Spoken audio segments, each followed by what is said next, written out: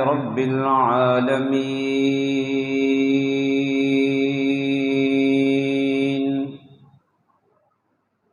والعاقبة للمتقين والصلاة والسلام على سيد الرسل وخاتم الأنبياء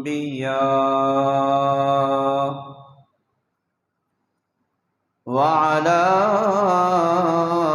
آله وأصحابه وذرياته أجمعين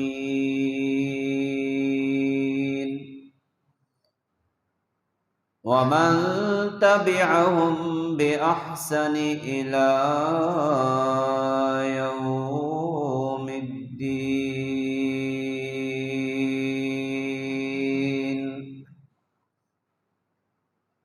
أما بعد فأعوذ بالله من الشيطان الرجيم. بسم الله الرحمن الرحيم.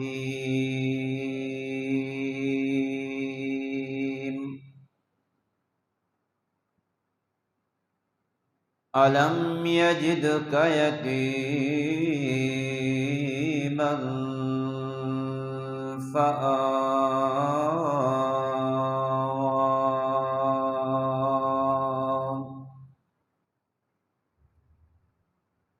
صدق الله وصدق رسوله النبي الكريم.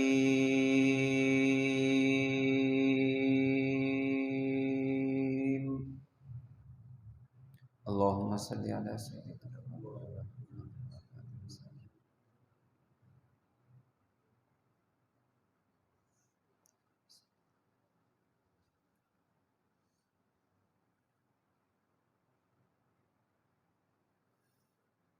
گزشتہ 2 جمعے حضور پاک صلی اللہ علیہ وسلم کی ولادت کے متعلق گفتگو کی تھی.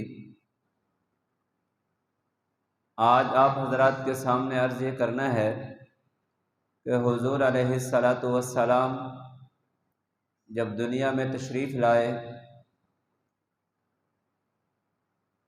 تو آپ کی برکات کتنی تھی اور آپ کی برکات سے کس کس نے فائدہ اٹھایا. پہلی بات تو یہ سمجھ لیں، اگر آپ کی برکات کو دیکھنا ہے تو ایک حدیث پاک میں ہے، اللہ تبارک و تعالی فرماتے ہیں کہ میں نے اگر اپنے آخری پیغمبر حضرت محمد الرسول اللہ صلی اللہ علیہ وسلم کو پیدا نہ کرنا ہوتا، نہ زمین بناتا نہ آسمان بناتا. جب نہ زمین بناتے نہ اللہ آسمان بناتا تو اس کے اندر پھر جتنی مخلوقات ہیں اللہ ان کو بھی نہ بناتا. تو حضور علیہ السلام کو اللہ تبارک و تعالیٰ نے دنیا کے اندر بھیجنا تھا، اس لیے اللہ تبارک و تعالیٰ نے زمین و آسمان بھی بنائے، ان کے اندر رہنے والی مخلوقات کو بھی پیدا کیا. تو یہ جو زمین اور آسمان، ان کی تخلیق، ان کی بناوٹ، اسی طرح ان کے اندر رہنے والی تمام مخلوقات کی تخلیق، یہ بھی حضور کی برکت کی وجہ سے ہے. اس لیے اللہ فرماتے ہیں کہ اگر حضور کو نہ بھیجنا ہوتا تو پھر یہ چیزیں بھی نہ ہوتی. تو یہ حضور کی برکت کی وجہ سے ہیں اور حضور کے صدقے سے ہیں.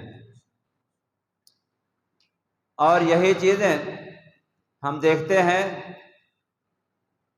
ویسے تو میں نے عرض کر دیا روز اول سے یہ برکات ہیں،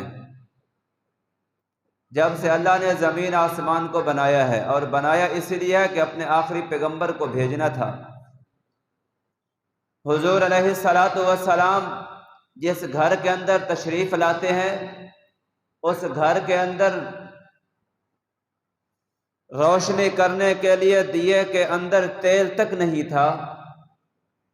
حالت یہ تھی. اور آپ کے حضرت اماں فاطمہ کے پیٹ میں آنے سے پہلے وہ چل رہی ہوتی تھی، پتھروں کے اوپر اگر پاؤں پڑ رہا ہے تو تکلیف ہو رہی ہے، پانی نکالنے کے لیے کنویں پر جا رہی ہیں تو زور لگا رہی ہیں۔ جیسے حضور حضرت اماں فاطمہ کے اماں آمنہ کے پیٹ کے اندر آئے تو آپ کے برکات نمودار ہوئی کہ وہی پتھر جو پہلے تکلیف دیتے تھے اب وہی پتھر ہیں اور وہی پاؤں ہیں جن کے نیچے آ رہے ہیں، اور وہی دھرتی عرب کی ہے، چونکہ حضور حضرت آمنہ کے پیٹ کے اندر آ چکے ہیں، آپ کی برکات ظاہر ہو رہی ہیں۔ اس لیے اماں فرماتی ہیں پہلے مجھے تکلیف ہوتی تھی، اب وہی پتھر میرے نیچے آ رہے ہیں اور وہ ریشم سے بھی زیادہ نرم مجھے لگ رہے ہیں۔ اور پہلے پانی نکالنے کے لیے لینے کے لیے جاتی ہیں زور لگانا پڑتا ہے، اب جاتی ہیں جیسے کنویں کے سامنے جاتی ہیں، نیچے اپنا چہرہ مبارک کرتی ہیں، خود بخود پانی اوپر آ جاتا ہے، یہ حضور کی برکت ہے۔ اور اگر چل رہی ہیں، گرمی ہے، سورج کی تپش ہے، پہلے گرمی لگ رہی ہوتی تھی، لیکن جب حضور پیٹ کے اندر آئے تو یہ حضور کی برکات ہے۔ اس لیے حضرت آمنہ فرماتی ہے اب مجھے گرمی نہیں لگ رہی، مجھے گرمی محسوس نہیں ہو رہی۔ اگر سورج اپنے جوبن پہ بھی ہوتا ہے تو جہاں جہاں چلتی ہوں اوپر بادل سایہ کر رہے ہیں، یہ کس لیے تھا؟ یہ حضور کی برکت سے تھا۔ اس لیے میں نے کہا جس گھر کے اندر حضور کی تخلیق ہوئی، تخلیق کے وقت روشنی کے لیے دیے کے اندر لالٹین کے اندر روشنی کرنے کے لیے تیل تک نہیں تھا، جیسے حضور کی ولادت ہوئی تو اللہ تبارک و تعالیٰ نے برکات تو پہلے بھی ظاہر کر دی تھی، جیسے حضور اپنی ماں کے پیٹ سے باہر آئے تو اس وقت روشنی کی ضرورت کیا پڑتی؟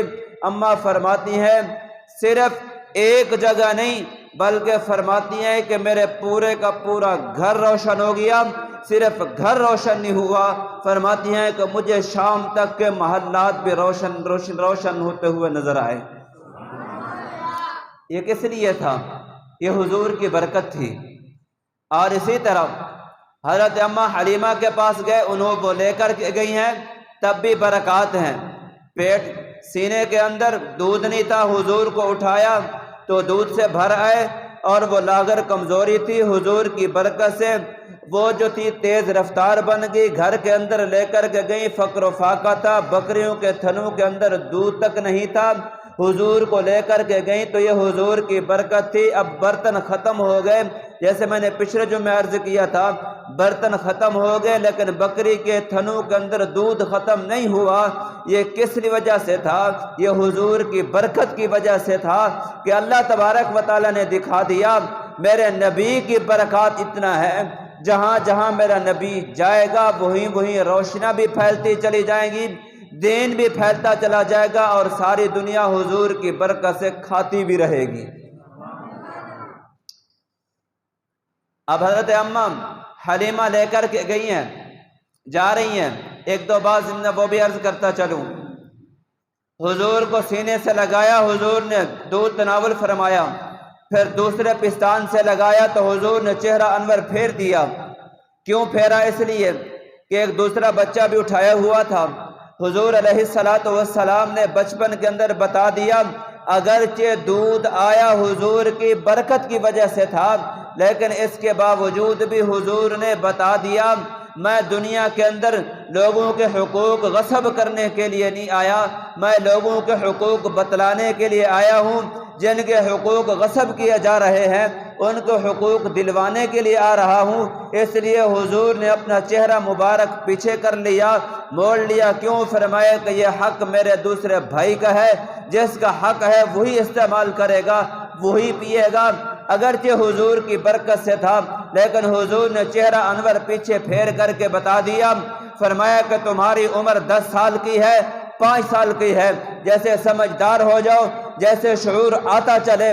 فرمایا کہ یاد رکھنا کسی کے حق مت دبانا، اگر تم نے کسی کے حقوق دبا دیے دنیا کے اندر تو تم ہضم کر جاؤ گے، لیکن جب اللہ کی بارگاہ میں آؤ گے تو اللہ تبارک و تعالی تم سے ایک ایک حق کے بارے میں پوچھے گا، اور اس وقت تمہارے پاس سوائے نیکیوں کے کچھ نہیں ہوگا۔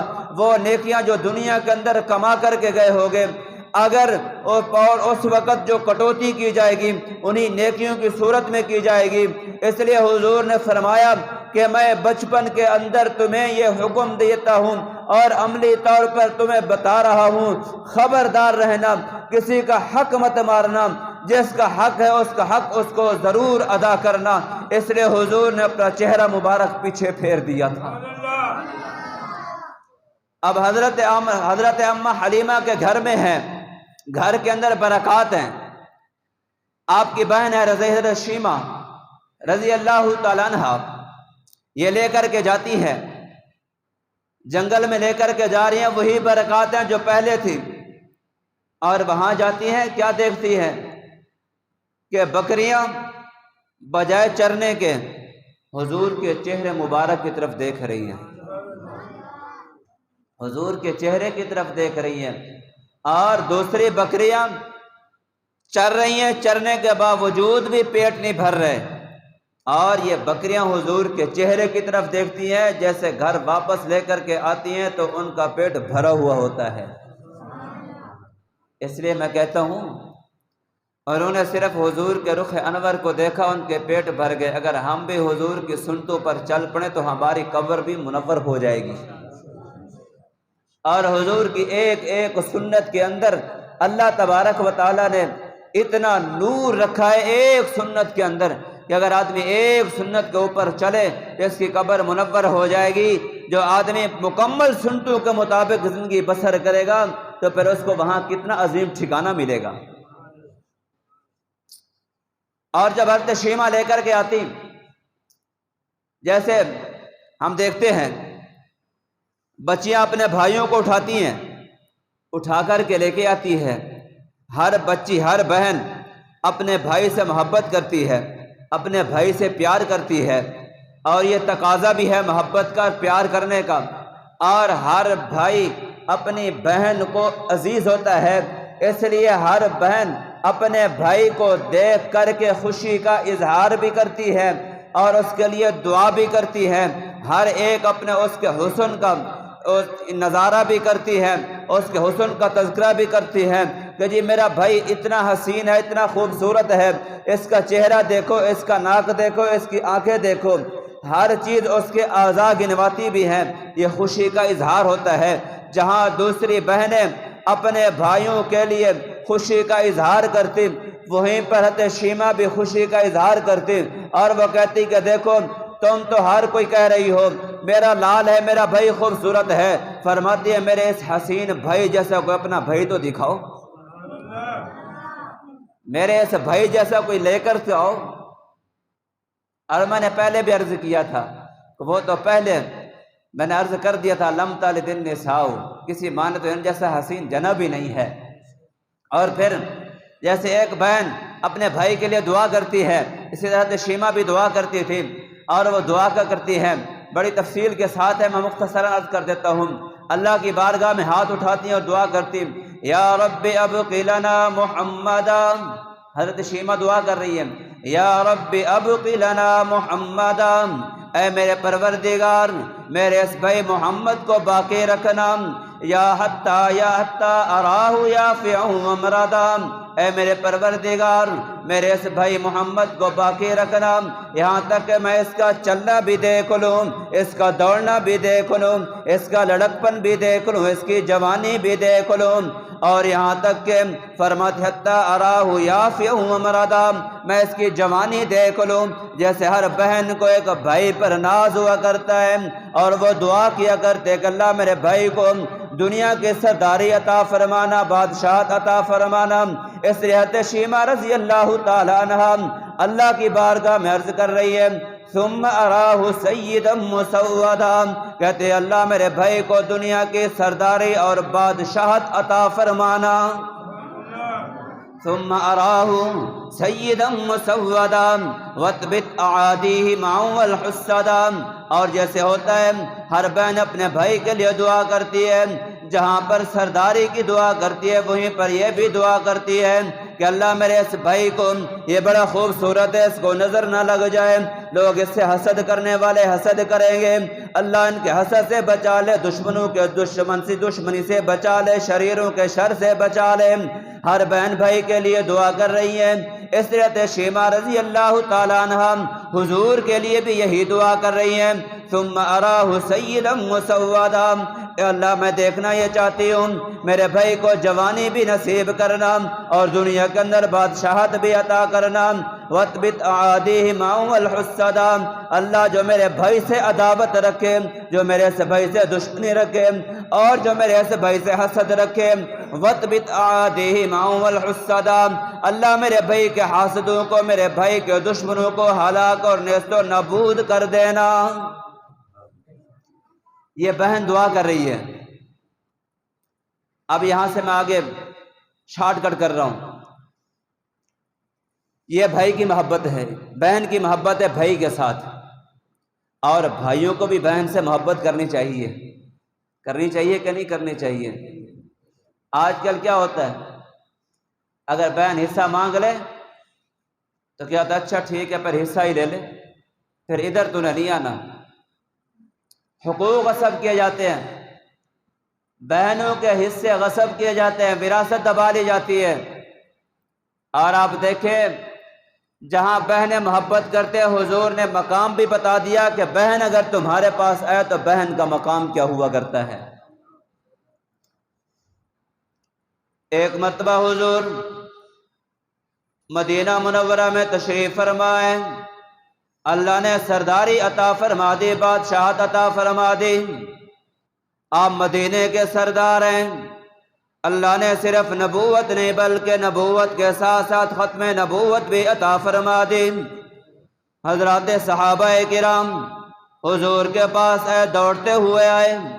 حضور ایک عورت آئی ہے، جی آئیے، بڑے پرانے سے کپڑے پہنے ہوئے ہیں، اور وہ کہتی ہیں میں نے اپنے بھائی سے ملنا ہے، بھائی سے ملاقات کرنے کے لیے آئی ہوں. حضور نے فرمایا اچھا میری بہن آئی ہے. کہنے لگا جی وہ کہتی تو یہی ہے میں محمد کی بہن ہوں. حضور نے وہیں جیسے بیٹھے ہوئے تھے حضور کھڑے ہو گئے، چلنا شروع کر دیا، جا کر کے بہن کا استقبال کیا. حضرت شیمہ رضی اللہ تعالی عنہا کو لے کر کے آئے. حضور علیہ السلام نے لے کر کے جیسے اپنی چادر مبارک کو نیچے بچھا دیا. بچھانے کے بعد بہن کو حکم فرمایا کہ بہن آ کر کے میری چادر کے اوپر بیٹھ جا. حضور نے دنیا والوں کو پیغام دے دیا، فرمایا کہ جب بہنیں آیا کرتی ہیں تو بھائی یوں استقبال کیا کرتے ہیں. بہنوں کے لیے چادریں بچھائی جاتی ہیں، چادر بچھا دی. حضور علیہ السلام نے گفتگو شروع فرما دی. آنے کا مقصد پوچھا. حضرت شیمہ رضی اللہ تعالیٰ عنہ فرمانے لگی کہ بھائی میں اس لیے آئی ہوں، آپ کے لوگوں نے ہمارے قبیلے والوں کے اوپر حملہ کیا، 300 سے زیادہ لوگوں کو قید کر کے آ گئے، میں ان قیدیوں کو چھڑوانے کے لیے آئی ہوں. حضور علیہ السلام کا معمول یہ تھا اگر کسی قیدی کو رہا کرتے پہلے صحابہ سے مشورہ کرتے، لیکن ادھر سے بہن آ گئی. حضور علیہ السلام نے اپنے عمل کو تبدیل کر دیا، کسی ایک بھی صحابی سے مشورہ نہیں کیا جی ان کو رہا بھی کرنا ہے کہ نہیں کرنا، بلکہ حضور علیہ السلام نے حکم جاری فرما دیا، فرمایا کہ قبیلہ حوازن کے تمام لوگوں کو رہا کر دیا جائے. اور حضور علیہ السلام نے پیغام دے دیا، فرمایا کہ جس وقت بہن بھائی کے گھر میں آیا کرتی ہے جو امید لگا کر کے آئے، بھائی کو بھی چاہیے اس کو پورا کر دینا چاہیے. اس لیے حضور نے بہن کی ڈیمانڈ کو پورا کرتے ہوئے صحابہ سے مشورہ تک نہ کیا، اور بعد میں حضور علیہ السلام نے جو آپ کا معمول تھا صحابہ سے پھر وہ بعد میں کیا، لیکن جب رہا کیا کسی سے مشورہ تک نہ کیا. اور آپ علیہ السلام نے گھر پیغام دلوا دیا کہ کھانا تیار کیا جائے. کھانا تیار ہو گیا، بہن کو کھانا کھلا دیا، بہن جانے لگی. حضور علیہ السلام ساتھ ساتھ جا رہے ہیں. جا کر کے آپ نے روانہ کیا، سواری کے اوپر بٹھا دیا۔ حضرت شیمہ رضی اللہ تعالیٰ عنہ چلے گئے۔ قبیلے والوں نے جب یہ آ کر یہ انداز دیکھا، یہ محبت دیکھی کہ ایک بھائی کی بہن کے ساتھ کتنا شفقت ہے، کتنا محبت ہے، جن جن قیدیوں کو چھوڑا تھا اسی وقت ان سب قیدیوں نے حضور کا کلمہ پڑھ کر کے سارے مسلمان ہو گئے۔ یہ محبت ہوتی ہے۔ اور میں نے عرض کیا حضور کی برکات کتنی تھی، وہاں برکات ہیں۔ اور واپس آ گئے، بہت کو چھوڑ کے چلا جا رہا ہوں۔ ابو طالب جا رہے ہیں سفر کرتے ہوئے، شام کا سفر ہے، تجارت کے لیے جا رہے ہیں۔ راستے سے ایک جرجیس نامی ایک راہب تھا، عبادت گزار تھا، یہ وہاں سے گزرتے، وہ کبھی بھی اپنے خیمے سے باہر نہیں نکلتا تھا، عبادت خانے سے باہر نہیں نکلتا تھا، عبادت میں مصروف رہتا تھا۔ جب یہ وہاں پہ گئے، اس کے قریب پڑاؤ کیا، اس نے کہا آج میں نے تم سب قافلے والوں کی دعوت کرنی ہے، پورے قافلے والوں کی۔ ٹھیک ہے جی۔ اب ہر ایک نے درخت کے ساتھ پناہ لے لی، سائے کے نیچے بیٹھ گئے۔ حضور علیہ الصلوۃ والسلام کو بچہ سمجھ کر، یہی ہوتا ہے نا کہ جی بچہ ہے ہمارے ساتھ، وہ جو جانور تھے صاحب ذرا ساتھ تو نہیں بٹھایا، دور بٹھایا ہوا تھا۔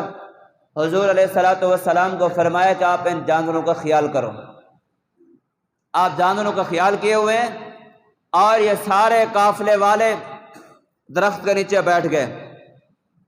اب وہ جرجیس نامی راہب آیا، ایک ایک کے چہرے کی طرف دیکھ رہا ہے، جیسے آدمی کسی چیز کی تلاش میں ہوتا ہے۔ پورے مجمع کی طرف نگاہ دوڑائی، کہنے لگے کہ ایک بچہ مجھے نظر نہیں آ رہا، ایک بندہ کم ہے، بلکہ وہ کہنے لگے کہ ایک بچہ بس، اس کو ہم وہاں کھڑا کر کے آئے۔ فرمایا کہ ان کو لے کر کے آؤ۔ جب لے کے آئے تو کیا دیکھا، اب اس درخت کا سایہ مثال کے طور پر مغرب کی طرف ہے، اور سارے کے سارے بندے مغرب کے اس کے نیچے سائے میں بیٹھے ہیں، جگہ کوئی نہیں ہے۔ حضور علیہ الصلوۃ والسلام سمجھانے کے لیے عرض کر رہا ہوں، اس درخت کے مشرق کی طرف بیٹھ گئے۔ جیسے آپ بیٹھے، وہ جو سایہ درخت کا مغرب کی طرف تھا، جیسے حضور بیٹھے، پورے کا سایہ، پورے درخت کا سایہ پلٹ کر حضور کے اوپر آ گیا۔ پھر اس راہب نے کہا تمہیں پتہ ہے تم پہلے بھی یہاں سے گزرتے ہو، پہلے تو میں اپنے عبادت خانے سے باہر نکل کر تمہیں سلام کرنے کے لیے بھی نہیں آتا، اور آج میں نے جو تمہاری یہ دعوت کی ہے یہ اسی لیے تو میں نے کی ہے، اور اسی بچے کی وجہ سے میں نے کی ہے۔ جب تم چلتے چلے آ رہے تھے تمہیں تو نہیں معلوم تھا، لیکن میں نے اپنی کتابوں کے اندر پڑھا ہوا تھا، اور جہاں سے یہ گزر رہے تھے کوئی درخت، کوئی پتھر ایسا نہیں تھا جو اس بچے کو سجدہ نہ کر رہا ہو۔ پھر مشورہ دیا کہ ان کو آگے نہ لے کر کے جاؤ، پیچھے لے جاؤ، اس لیے کہ روم کی طرف جاؤ گے لوگ ان کو شہید کر دیں گے۔ تو حضور کی یہ برکات تھی کہ وہاں مکے کے اندر کھا رہے ہیں حضور کی وجہ سے، اب ان قافلے والوں کی دعوت ہو رہی ہے تو یہ بھی حضور کی وجہ سے۔ حضرت جابر رضی اللہ تعالیٰ عنہ دعوت کرتے ہیں 3-4 آدمیوں کی، بخاری شریف میں تفصیل ہے۔ حضور علیہ الصلوۃ والسلام جاتے ہیں، سارے صحابہ کو فرمایا کہ چلو حضرت جابر کی دعوت ہے، یہ چل پڑے۔ آگے وہ پریشان کہ جی ہم نے تو 4 آدمیوں کو بلایا ہے، حضور تو پورا لشکر لے کر کے آئے۔ حضرت جابر بیوی سے کہتے ہیں دیکھو آپ نے دعوت کی ہے نا، اب تو حضور سارے لشکر کے ساتھ آ گئے ہیں۔ تو بیوی بڑے سمجھدار تھے، صحابیاں تھی نا، کہنے لگی آپ کیوں پریشان ہوتے ہو، ہم نے تو دعوت کی ہے 4 آدمیوں کی، یہ باقی جتنے آ رہے ہیں ان کی دعوت حضور نے کی ہے، ہم نے تھوڑی کی ہے۔ حضور علیہ الصلوۃ والسلام تشریف لائے، فرمایا کہ جب تک میں نہ آؤں میرے آنے سے پہلے آٹے نہیں گوندنا، روٹیاں بنانا شروع نہیں کرنی اور سالن کو اتارنا نہیں ہے۔ حضور تشریف لائے، آپ نے اپنا لعاب مبارک ڈالا، سالن کے اندر بھی اپنا لعاب مبارک ڈالا، آٹے کے اندر بھی روٹیاں بنانا شروع کر دی۔ دس کو فرمایا کہ کھاتے چلے جاؤ، کھاتے چلے گئے۔ حضور علیہ الصلوۃ والسلام نے کھانا تناول فرمایا، آپ چلے گئے۔ بخاری شریف میں ہے، حضرت جابر رضی اللہ عنہ فرماتے ہیں حضور جب تشریف لے گئے تو میں نے وہ جو ہانڈی تھی، وہ جو برتن تھا جس میں سالن تیار کیا تھا، فرماتے ہیں میں نے اس کا ڈھکن اٹھا کر کے دیکھا، اب میں سوچ میں پڑ گیا ہوں ہم نے جو سالن بنایا تھا وہ اتنا تھا یا اس سے کم تھا۔ آپ کو سمجھ نہیں، آپ نے سبحان اللہ نہیں کہا۔ فرماتے ہیں کہ ہم نے دیکھا کہ سالن اتنا ہے یا اس سے کم ہوا ہے، ہمیں یوں محسوس ہوا کہ ہم نے تو جتنا سالن بنایا تھا اب یہ سالن اس سے بھی بڑا ہوا ہے، اور اتنی تعداد میں صحابہ کھا کر گئے تھے۔ یہ حضور کی برکت تھی۔ اب باقی آپ سنتے رہتے ہیں، حضور علیہ الصلوۃ والسلام نے جب ہجرت کی ہے مدینہ کی طرف تو اس وقت ابو ایوب انصاری رضی اللہ تعالیٰ عنہ نے میزبانی کی ہے۔ یاد رکھیں یہ میزبانی بھی انہوں نے حضور کے صدقے سے کی ہے، بلکہ وہ بھی وہاں جو مکان میں ٹھہرے ہوئے تھے، سنا ہے نا، اسی کے مکان میں ٹھہرے تھے، ابو ایوب انصاری بھی اس مکان میں حضور کے صدقے سے رہ رہے تھے، حضور کی برکت سے رہ رہے تھے۔ پہلے کافی عرصہ پہلے ایک بادشاہ گزرا، تبا بادشاہ، اور اس کے ساتھ بہت ساری تعداد میں علماء تھے۔ اس وقت جو بادشاہ ہوتے تھے وہ دیندار ہوا کرتے تھے، اپنے ساتھ علماء کو رکھتے تھے، دین دوست ہوا کرتے تھے۔ جب وہاں پر انہیں پڑاؤ ڈالا مدینہ کے اندر، صبح ہوئی تو 400 علماء نے کہا کہ ہم یہاں سے نہیں جاتے، ہم یہیں ٹھہرتے ہیں۔ اس نے کہا وجہ کیا ہے؟ میں نے تمہاری کوئی گستاخی کر لی ہے؟ تم میرے ساتھ نہیں چلنا چاہتے؟ وہ کہنے لگے وجہ یہ ہے آپ کی مجبوری ہے، آپ بادشاہ ہیں، ہماری کوئی مجبوری نہیں ہے۔